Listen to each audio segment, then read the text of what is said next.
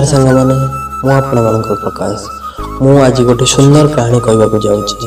ये कहानी हूँ दुईटी पक्षी चलतु ये कहानी टी शुणा। अरे दुईटी पक्षी एक उच्च गछरे एक बसार भितर रोते। उभय पक्षी परस्पर ठारू संपूर्ण भिन्न थिले। गोटे पक्षी छोट एवं भयभीत थिबा बेले अन्य पक्षीटी बड़ एवं साहसी थिला। छोट पक्षी सबुबेले सबकिछि भय करुथिला।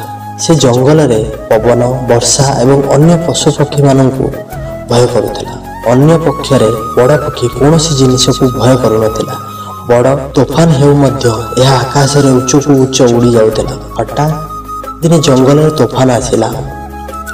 बहुत प्रबल पवन एवं वर्षा हला एवं छोट पक्षी बहुत डरी जाइथिला। से बसार एक कोण रे भयभीत होई बसीगला। अन्य पटरे बड़ पक्षी डरी नथिला।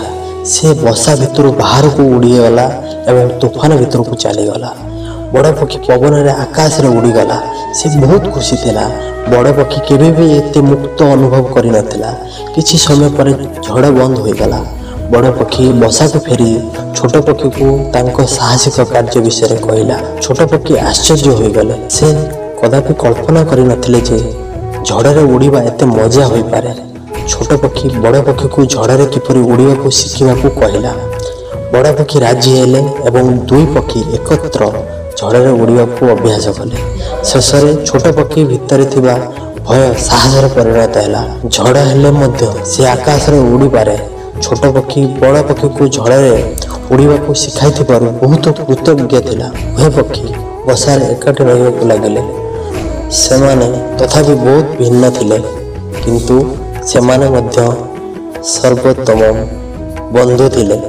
सेमाने शिखिले जे अलग हेबा ठीक एवं आमे समस्ते परस्पर ठारू शिखिबा अलग हेबा ठीक अटे। आमे समस्ते गर्वित हेबा उचित। आमे किए एवं अन्य मानक मध्य थिबा पार्थक्य को प्रशंसा करिबा आवश्यक। आम समस्ते परस्पर ठारू शिखिबा। आमे अलग होइतिले मध्य आमे समस्ते बंधु होई परिबा। धन्यवाद। यदि आम वीडियो आपण मानक भल लागुछि ताले आम चैनल को सब्सक्राइब करिवे।